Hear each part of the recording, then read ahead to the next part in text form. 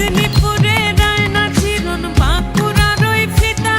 আর যতন করে বাঁধলি মাথা তাও দেবা কাশিথা